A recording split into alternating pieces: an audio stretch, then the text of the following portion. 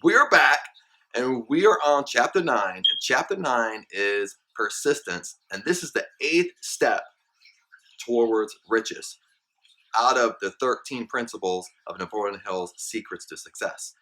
Now, persistence, finally in chapter 9, we reach a whole chapter dedicated to persistence. And this, we've been bringing up persistence and talking about it in almost every single chapter here and there. Napoleon Hill brings it up way in the beginning in his introduction as far as having a definite purpose and being persistent to carry it out. Now in this chapter you might think, well, Chad, it's common sense. And be persistent, don't give up. But the question to you, and the question to many people, why aren't you being persistent? Why aren't you being consistent to carry through with your dreams? See, the issue is, almost none of us are persistent. In middle America, in poverty in middle America, none of us are persistent in carrying out what we want. Because we've all been conditioned to do what? We're all been conditioned for immediate gratification. We want it now. And if we don't have it now, then we move on to some other secret. And health, if we're not getting healthy now, we're not getting that fast, immediate gratification, this magic pill, magic formula, magic exercise routine. We quit, we move on. So we're not persistent in anything that we do. Think back in your life. Are you really persistent? See, persistent is one of the key ingredients in Napoleon Hill's 13 principles in creating success for your life. Now let's write this down before we get going. Now there's 2 words I want you to memorize. One, of course, is being persistent. And the other, of course, that goes along with it is being consistent. It really means the same thing. See, the issue is when whatever we're trying to achieve, better health, better career, doing what we're passionate about, better lifestyle, we have to be persistent in carrying it out. We have to be consistent over a period of time. It's just time. How much time? I don't know. If someone's telling you a time frame, they do not know. It's just BS. Because we don't know what happens when we talk about these 2 words. We talk about your goals and setting a time frame. It's important to set a time frame. There's power into setting a time frame. But we don't know the incubation period of that time frame. We don't know exactly when what we want is going to manifest. Nobody can tell you that. That's why Napoleon Hill says, and he keeps on saying in every single chapter, and what does he keep on saying? I'm quizzing you before we move forward with persistence. What does he keep on saying? Simple. It's saying with his 13 principles, it's about mastery. It's about mastering every single principle. And when you learn to master every single principle, this will speed up this incubation period. Make sense? And the only way, mastery, we have to master persistence. Now, let's get going in this chapter on persistence. Now, Napoleon Hill says, persistence is an essential factor in the procedure of transmitting desire into its monetary equivalent. The basis of persistence is the power of will. Willpower. That's persistence. Willpower and desire, were properly combined, make an irresistible pair. Men or women who accumulate great fortunes are generally known as cold-blooded and sometimes ruthless. Often they are misunderstood. What they have is willpower, which they mix with persistence and place back at their desires to ensure the attainment of their objectives. You see, what he's saying is, when we fail, we don't really fail. Napoleon says when we fail, you just pick yourself back up and start again. You be persistent. See, when we fail, what Napoleon Hill is saying in the past chapters is something is off. A plan is off. We're not doing something right. in the mastery of the steps. There's something off, but we have to find out what it is. But we're persistent to continue moving forward. Let's move on. The building of a fortune genuinely involves the application of the entire 13 factors of this philosophy. He's talking about the 13 principles. Listen to this. This is when he says in this chapter about the mastery of his 13 principles. The building of a fortune genuinely involves the application of the entire 13 factors of this philosophy. These principles must be understood. They must be applied with persistence by all who accumulate money. See, this is the key ingredient where persistence will be tested. You're being persistent in mastering all the 13 principles. Napoleon Hill stating again in this chapter, it's about mastery. It's not about picking and choosing what we want to do. I think step 2's me, step 7's me, step 13's mine, but all the rest we ignore. See, this is exactly why we're not getting what we want. Listen to this. If you are following this book with the intention of applying the knowledge it conveys, your first test as to your persistence, your first test will come when you begin to follow the 6 steps described in chapter 2. That's your first test in persistence, is doing that homework assignment in chapter 2, the 6 steps, writing out your goal statement and repeating that goal statement morning and night, morning and night, morning and night, and not giving up. That's your first step in persistence. Unless you are one of the 2 out of every 100 who have already have a definite goal at which you're aiming and a definite plan for its attainment, you may read the instructions, then pass on with your daily routine and never comply with these instructions. That's what most people do.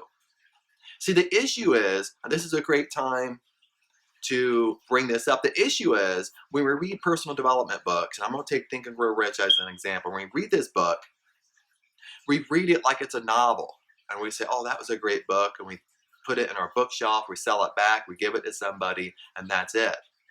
We're not reading it to self-study. All the exercises in the book, some of the exercises Napoleon Hill is telling you to do, most of the time, most people don't follow the exercises. They don't do them. They don't apply them. They just read the book. But you have to do the exercises. You have to. Even years ago, I learned this by Anthony Robbins when he wrote Unlimited Power and Power Within. He says in these 2 books, and he gives a lot of exercises in his books, a lot. Every single chapter, you're spending sometimes days on one chapter. And he says it in both of his books, and he continually says, if you just don't read this book and not do the exercises, you're just wasting your time. You're wasting your time.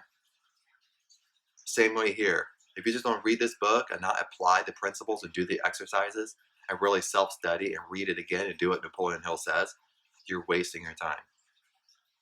You really are. And I'm being in your face a little bit, but I'm being totally honest with you because it's about getting you results.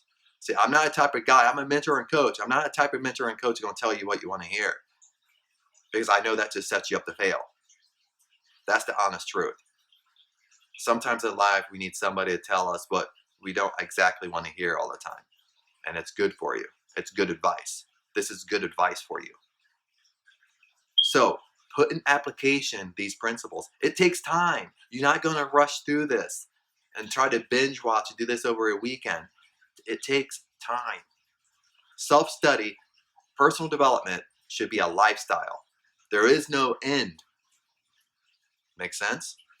Let's continue. The author, Napoleon Hill, is checking up at this point because lack of persistence is one of the major causes of failure. Listen to this. Lack of persistence is one of the major causes of failure. Moreover, experience with thousands of people has proved that lack of persistence is a weakness common to the majority of men or women. It is a weakness which may be overcome by effort. The ease with which lack of persistence may be conquered will depend entirely upon the intensity of one's desire. The intensity of one's desire. Remember when we talk about desire, it's about being intensified by it. How bad do you want it? How bad do you want your goals? Do they excite you when you think about them and you imagine about them? That's what Napoleon Hill is talking about. The starting point of all achievement is desire. Listen to this. The starting point of all achievement is desire. Remember in the introduction, what was it? Having a definite purpose, being persistent, and having an intense desire to carry out your goals. The starting point of all achievement is desire. Keep this constantly in your mind. Weak desires bring weak results, just as a small amount of fire makes a small amount of heat. If you find yourself lacking in persistence, the weakness may be remedied by building a stronger fire under your desire. Wow. Listen to this. This is a great quote. Fortunes gravitate to men or women whose minds have been prepared to attract them. So he's talking about thought power. Fortunes gravitate to men or women whose minds have been prepared to attract them. Are you prepared? See, mastering the 13 principles is preparing you to attract exactly what you want. If you find you are weak in persistence, listen to this. This is great advice. If you're weak in persistence, center your attention upon the instructions contained in a chapter on power. Surround yourself with a mastermind group, and through the cooperative efforts of the members of this group, you can develop persistence. Now, this is a little bit tricky because remember when I told you in a couple chapters, is that Think and Grow Rich is really a condensed version of the Law of Success that Napoleon Hill wrote. Now, in this book, there is no chapter on power. See, the chapter on power comes from the Law of Success, what Napoleon Hill is talking about. So it's kind of like a typo in the book because it's a condensed version. But when he's talking about the mastermind group, he's saying if you're weak in persistence, surround yourself with your mastermind group, because this is why it's so important with your mastermind group. It's a select group of people.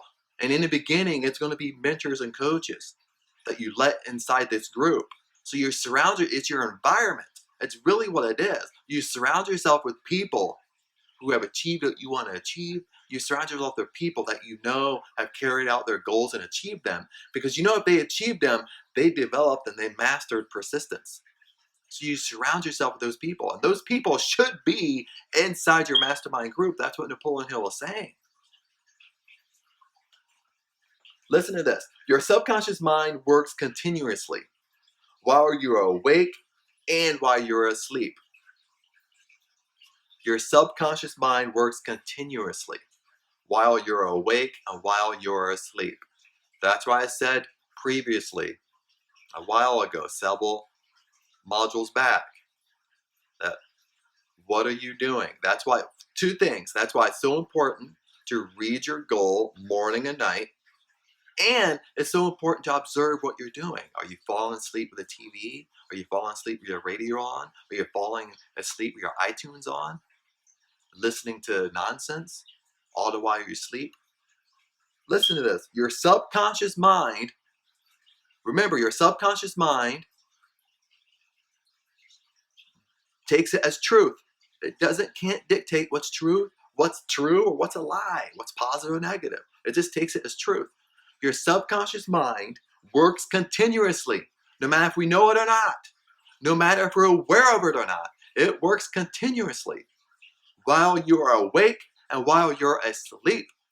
Napoleon Hill says this. He says, being spasmodic or occasional effort to apply these rules will be of no value to you. What he's saying is, if you apply these rules occasionally, once in a while, once in a blue moon, once a month,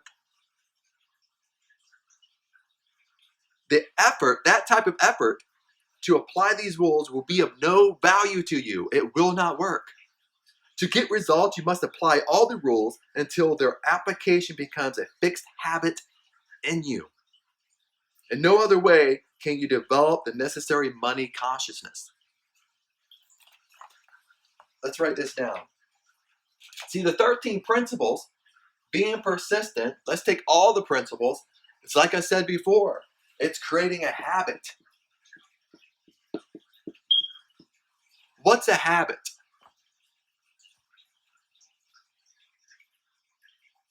What's a habit? I'm making you think a little bit, even though you can't respond to me. You just sitting there at your computer thinking, well, Chad, tell me. Or you're thinking, oh, I know what a habit is. See, a habit is something we do. We know we're doing. We can sleepwalk and do our habits. We do it so much we don't have to think about it. See, that's a true habit.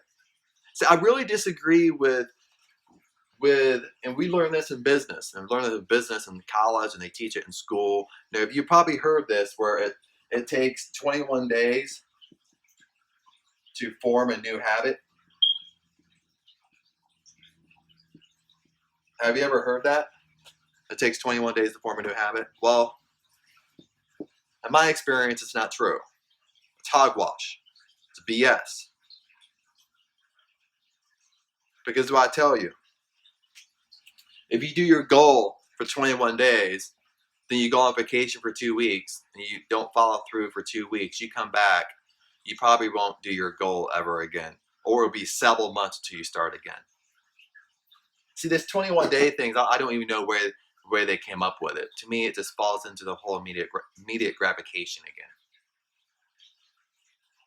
Because the issue is, when you're trying to replace a bad habit with a good habit, and you think it's going to take 21 days, it doesn't work. Why doesn't it work? Let me show you. It doesn't work because if you're 30 years old, no matter how old you are, you're 20, you're 18, you're 30, you're 40, you're 50, no matter how old you are, your bad habits, if you're 30, is a 30-year-old habit. So do you think, just common sense, do you think you can change a 30-year-old habit in 21 days? No, you cannot. That's the honest truth. You cannot do it. That's why personal development is a lifestyle. It's continuous studying. You have to have a study routine every single day to start creating good habits, to start changing your subconscious mind. Listen to this. There's so much great information in here. Poverty is attracted to the one whose mind is favorable to it. Listen, poverty is attracted to the one whose mind is favorable to it. As money is attracted to him, whose mind has been deliberately prepared to attract it, and through the same laws. See, you're using the same laws here, no matter if you know it or not. You're using it's the same laws. See, the same laws is either making you in poverty, middle class, or wealthy. The same laws are either making you get what you want out of life or not. It's the same exact thing. Poverty is attracted to the one whose mind is favorable to it. As money is attracted to him, whose mind has been deliberately prepared to attract it, and through the same laws. Poverty consciousness will voluntarily seize the mind which is not occupied with the money consciousness. A poverty consciousness develops without conscious application of habits favorable to it. The money consciousness must be created in order, unless one is born with such a consciousness. Then he goes on, he says, catch the full significance of the statements in the preceding paragraph. The paragraph I just read, read it again to yourself, highlight it, and go back through it many times. Catch the full significance of the statements in the preceding paragraph, and you will understand the importance of persistence and the accumulation of a fortune. Without persistence, you will be defeated. Even before you start, with persistence, you will win. Remember, no matter what your goal is, no matter what you want, with persistence, you will win. With persistence, you can achieve it. He says another quote, be persistent no matter how slowly you may, at first, have to move. With persistence will come success. I love that. With persistence will come success. There is no substitute for persistence. This is great. Great information nowadays. There's no substitute for persistence. You see, the issue with human nature, because we're all just been so conditioned with immediate gratification. And the reason why I say that is because it's true. Every single company jumps on the same marketing gimmick of immediate gratification. They jump on the same marketing gimmick of just tell people what they want to hear. That's what they want to hear, and that's what's going to sell our product. So let's just tell them what they want to hear. Every company does this. Every company has a huge marketing department that does research after research, what people want to hear, and that's exactly what they give you, exactly what you want to hear. But most of the time, this sets you up to fail. There is no substitute for persistence. See, the issue nowadays, all across the board in business, health, we're always looking for a shortcut, right?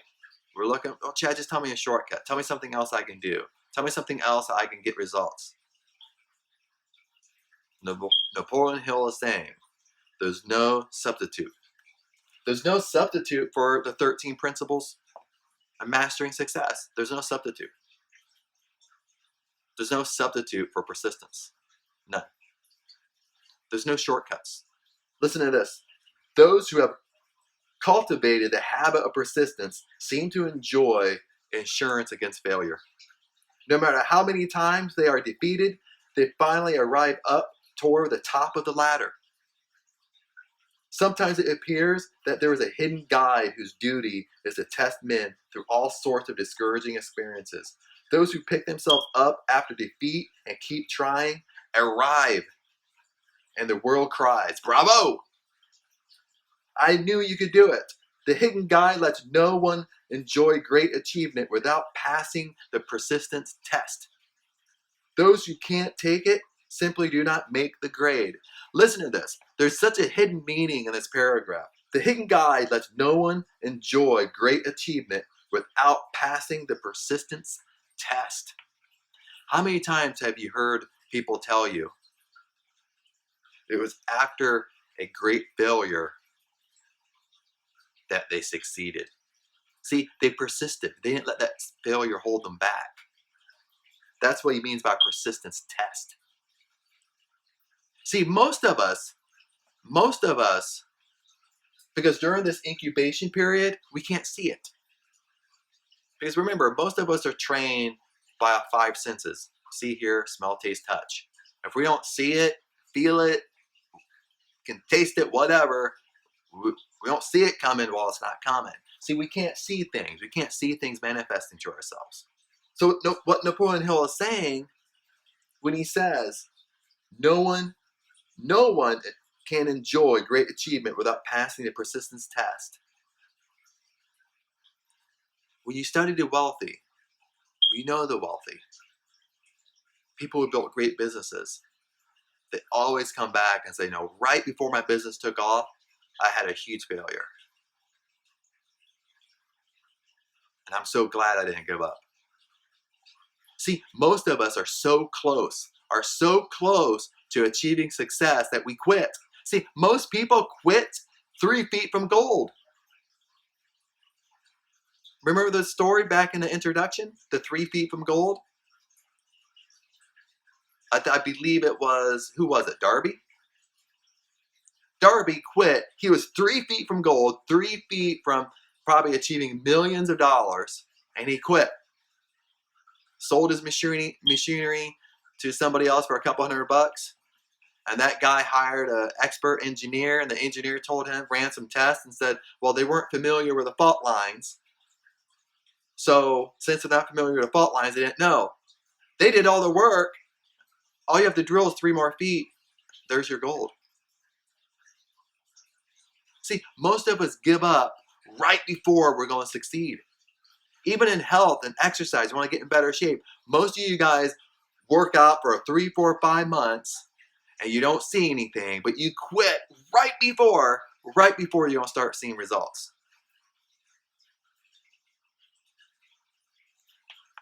Be persistent. Those who can take it are bountifully rewarded for their persistence. They receive as their compensation whatever goal they are pursuing. That is not all. They receive something infinitely more important than material compensation, the knowledge that Every failure brings with it the seed of an equivalent advantage. Listen to this. Every failure brings with it a seed of an equivalent advantage. I'm going to read this one more long paragraph and we're really going to get moving. There are exceptions to this rule. A few people know from experience the soundness of persistence. They are the ones who have not accepted defeat as being anything more than temporary. They are the ones whose desires are so persistently applied that defeat is finally changed into victory. Who will stand on the sidelines of life, see the overwhelming large number who go down to defeat, never rise again. We see the few who take the punishment of defeat as an urge to greater effort. These fortunately never learn to accept life's reverse gear. But what we do not see, what most of us never suspect of existing, is a silent but irresistible power which comes to the rescue of those who fight on in the face of discouragement. If we speak of this power at all, we call it persistence. And let it go at that. One thing we all know, if one does not possess persistence, one does not achieve noteworthy success in any calling. Let me say this one more time. One thing we all know, if one does not possess persistence, one does not achieve noteworthy success in any calling. Then Napoleon Hill goes on and he gives a Broadway example. And I'll let you read that. There's no sense of going through it. Now your homework is where it should be on the next page. I'll give you a little bit of homework here. Is really go through where it starts with persistence is a state of mind, therefore it can be cultivated. Like all states of the mind, persistence is based upon definite causes, among them these. And he gives, it's listed in alphabetical order, A through H. And it's having a definite purpose, desire, self-reliance, definiteness of plans, accurate knowledge, cooperation, willpower, and habit. These are all the same things we've been in every single chapter here so far. Different words, but what Napoleon Hill has been preaching about. As having a definite purpose, desire, intense desire to carry out your goals, self-reliance, definiteness of plans, accurate knowledge, cooperation, being in harmony with your mastermind group, willpower, which is another word for persistence, and habit. Go through these and really digest these. Really see where you are. Be 100% honest with yourself. And he says this, before leaving the subject of persistence, take inventory of yourself. Just like I'm saying, take inventory of yourself and determine what particular, if any, you're lacking in these essential qualities that we just mentioned. Measure yourself courageously, point by point, and see how many of the 8 factors of persistence you lack. The analysis may lead to discoveries that will give you a new grip on yourself. See, what this is about, remember, thou know thyself. It's being 100% honest with yourself. In order for you to get better, we have to be honest with ourselves. In order for you to get better, thou know thyself. Then he goes on and he says the symptoms of lack of persistence. And this right here, we're not going to go through. This is homework. The same thing going through the 8 alphabetical. See where your strength and where you lack, where improvements need to be. Be honest. Then go through the symptoms of lack of persistence and see what really sticks out to you. And there are 16 steps to that. Go through them. That's your homework. If you need to pause this video, go through it. Okay, we are back after that great pause and that homework. I even took a break. I had to adjust some things. And let's get started. Napoleon Hill continues and says, let us examine some of the symptoms of fear of criticism. Because remember, in your homework, what you were just going over, the symptoms of lack of persistence, the last one, the 16th one, is fear of criticism. So is this something you have a weakness in? Fear of criticism, fear of other people's opinion about you. Now that's a broad statement, but do you have any of that fear? Most of us do, if we're truly honest with ourselves. Let's continue. Let us examine some of the symptoms of the fear of criticism. The majority of people permit relatives, friends, and the public at large to so influence them that they cannot live their lives because they fear criticism. Be honest. Is this you? Do you fear relatives, friends, the general public, acquaintances? Do you fear their opinion of you? We might quickly say no. Our ego might be like, oh, no. Our pride might be no. But do you? You have to be completely honest with yourself. See, you have to be completely honest with yourself to master this enemy, to master the 13 principles of success. Napoleon Hill continues, the fear of criticism in such cases is stronger than the desire for success. Let me say this one more time. The fear of criticism in such cases is stronger than the desire for success. Imagine it. Your goals you want to achieve, the dream life you want to live, no matter what that is. We all want different things. Everything you want to achieve. Napoleon Hill is saying the fear of criticism is stronger than that. And it will stop you if you don't master it. Let's continue. Most ideas are stillborn and need the breath of life injected into them through definite plans and immediate action. Let me say this more time. Most ideas are stillborn and need the breath of life injected into them through definite plans of immediate action. This is why it's so important to take action. You're not going to know everything before you get started. Just take action. You want to know a simple secret for the most successful people?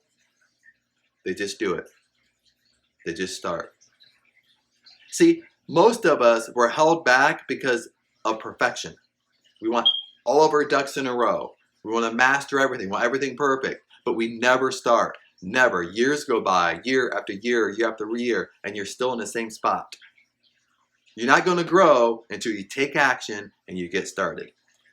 Napoleon Hill says, persistence, the starting point, is definiteness of purpose. And listen to this. Napoleon Hill says he's examined thousands and thousands and thousands of people over his lifetime. And he tells you to do the same thing. He says, examine the first 100 people you meet and ask them what they want most in life. And 98 of them will not be able to tell you. So 98 out of 100 people will not be able to tell you specifically what they want out of life. Then he says, if you press them for an answer, some will say security. Many will say money. A few will say happiness. Others will say fame and power. And still others will say social recognition, ease of living, ability to sing, dance, and write. But none of them will be able to define these terms. Listen to this. But none of them will be able to define these terms or give the slightest indication of a plan by which they hope to attain these vaguely expressed wishes. That's exactly what they are. They're vaguely expressed wishes. Listen to this. Very strong. Riches do not respond to wishes. They respond only to definite plans backed by definite desires through constant persistence. Say this one more time. Riches do not respond to wishes. They respond only to definite plans backed by definite desires through constant persistence. See, this is why it's so important. This is why I'm telling you through this whole course. And this is why Napoleon Hill is telling you. It's not me telling you. This is a study through Napoleon Hill, Think and Grow Rich. But even in the very beginning, And an introduction. Have a definite purpose. Be persistent and intensify your desire. Then in chapter 2, he goes through the six steps to develop your goal. And the main incentive here is be specific. There's power in being specific. Great power. See, what happens is people are attracting to themselves everything they want in their life right now. Where your life is right now, you've attracted that. See, that takes a lot of, some people don't want to accept that you've attracted everything that's going on in your life right now. See, what's happening is people are vague. And this is what Napoleon Hill is saying. Through this study, 98 out of 100 people do not know what they want. Then if they do, they're so vague. I just want money. I just want social recognition. I just want security. I just want to be happy. But what does that mean? You have to be specific for the universe to respond to you exactly what you want. That's what Napoleon Hill is saying. Then Napoleon Hill comes back and he starts a section on how to develop persistence. And he gives you 4 steps to lead you into the habit of persistence. And these 4 steps I would write down on a 3x5 card and add it into your daily routine, something you read, to just remind yourself. This is homework. Pause this video and meditate over these 4 steps. Step 1, a definite purpose backed by a burning desire for its fulfillment. 2, a definite plan expressed in continuous action. 3, a mind closed tightly. Listen to this. A mind closed tightly against all negative and discouraging influences, including negative suggestions of relatives, friends, and acquaintances. You close off your mind. You don't want to hear it. Maybe you choose not to hang out with them. But whatever you got to do, you need to close off your mind. I'll read step 3 again, because this is something I've struggled with in the past. I know it's something many, many people struggle with. A mind closed tightly against all negative and discouraging influences, including, and I'll say, but not limited to, negative suggestions of relatives, friends, and acquaintances. Step 4, a friendly alliance with one or more persons who will encourage one to follow through with both plan and purpose. This is your mastermind group. Step 4 is your mastermind group. Write this down and study this. Chew on this. Continually. See, when you continually study and read, eventually you start memorizing. Eventually, when you go through your day, you'll do something and you start being aware of it. And when you do more studying, when you do something, you'll catch yourself and you remind back on your studies. And you better respond to it better. You better fix it. See, it's not about us living a perfect life. It's how quickly can we catch it and turn it around. Napoleon Hill says, these 4 steps are essential for success in all walks of life. The entire purpose of the 13 principles of this philosophy is to enable one to take these 4 steps as a matter of habit. See, we talked about habit over here. It's a matter of habit. This has to be a subconscious habit. You have to do this in your sleep. You don't think about it. See, it's not a habit if you have to think about it in order to do it. That's not a habit. A true habit. You just do. There is no thinking. It's like you're sleepwalking through life. You just do it. And the last thing I want to read to you before we close out this module is this. As one makes an impartial study of prophets, philosophers, miracle men, and religious leaders of the past, one is drawn to the inevitable conclusion that persistence, concentration of effort, and the definiteness of purpose were the major sources of their achievements. Let me read that one more time. As one makes an impartial study of prophets, philosophers, miracle men, and religious leaders of the past, one is drawn to the inevitable conclusion that persistence, concentration of effort, and a definiteness of purpose were the major sources of their achievements. Napoleon Hill goes on and he tells a story about the last great prophet. Read that, it's powerful. We will not go over it. But closing this out, a quote from what Napoleon Hill quoted within the last great prophet says this. The impetus was threefold. The power of words, the efficiency of prayer, and the man's kingship with God. Now let me tell you this. In every single biblical study I do, no matter if it's Bible, the Quran, the great Muhammad, the great religious leaders of the world, there's always been a common denominator.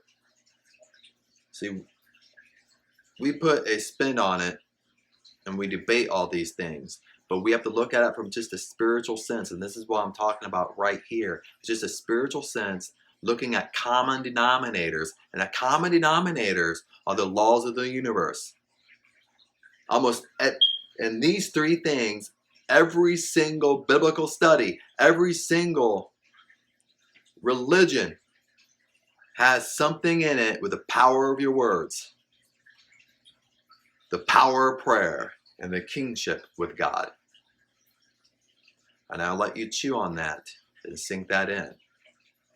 And I'll see you in the next chapter, in the next module.